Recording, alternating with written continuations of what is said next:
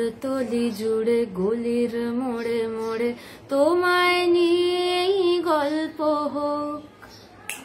এসব রেশ মিটতেই আরও একবার সোশ্যাল মিডিয়ায় আলোচনার মুখে পড়লেন এই গায়িকা। তবে এবার কারণটা ভিন্ন। সম্প্রতি বাংলাদেশের পরিস্থিতি নিয়ে ফেসবুকে নিজের মতামত জানিয়েছিলেন লগ্নজিতা। এরপরই নেটিজেনদের কটাক্ষের শিকার হন তিনি। গায়িকা অবশ্য এই সমালোচনার জবাবও দিয়েছেন।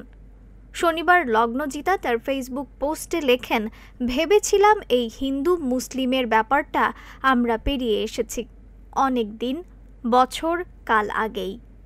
কোনোদিন ভাবিনি 2024 সালে দাঁড়িয়ে এই বিষয়টা নিয়ে একটা পোস্ট করতে হবে। এটা অতীত হয়ে গেছে, এমনটাই আমার ভাবনা ও চিন্তা ছিল। ফেসবুকে এই পোস্ট করতেই গায়িকাকে নিয়ে ট্রোল সমালোচনা শুরু হয়ে যায়। অনেকেই লেখেন লগ্নজিতা কিছুই জানে না এই সম্পর্কে, আবার অনেকে লেখেন গায়িকাকে তো বাংলাদেশের শ্রোতা ধরে রাখতে হবে। এসব ট্রোল যদিও চুপ করে হজম করেননি গায়িকা, তিনিও পাল্টা জবাব দিয়েছেন। গায়িকা লেখেন, অনেকে বলছেন এই যে আমার হিন্দু মুসলিম নিয়ে ভাগ করতে ইচ্ছে করে না, করছে না, এটার কারণ নাকি সিপিএমের 34 বছরের শাসন।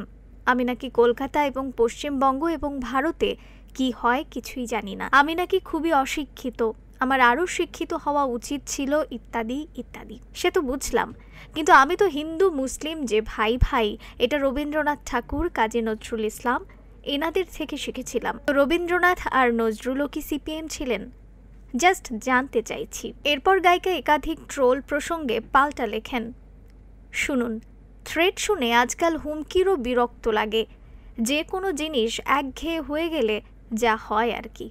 আমি তো আপনার অফিস যাওয়া নিয়ে কিছু বলছি না, আমার গান গাওয়া নিয়ে আপনার এত সমস্যা কোথায়? এরপর মহাত্মা গান্ধীর মন্তব্যও শেয়ার করে লগ্নজিতা লেখেন, তাহলে এখন থেকে আমি কংগ্রেস হয়ে গেলাম। তবে রোববার এই পোস্ট করার কিছুক্ষণের মধ্যেই গায়িকা তার পুরনো সব পোস্ট ডিলিট করে দেন। এরপরই আরও একটি পোস্ট করেন লগ্নজিতা। নিউজ ডেস্ক, রিফাত আরা ইসলাম, ভোরের আকাশ।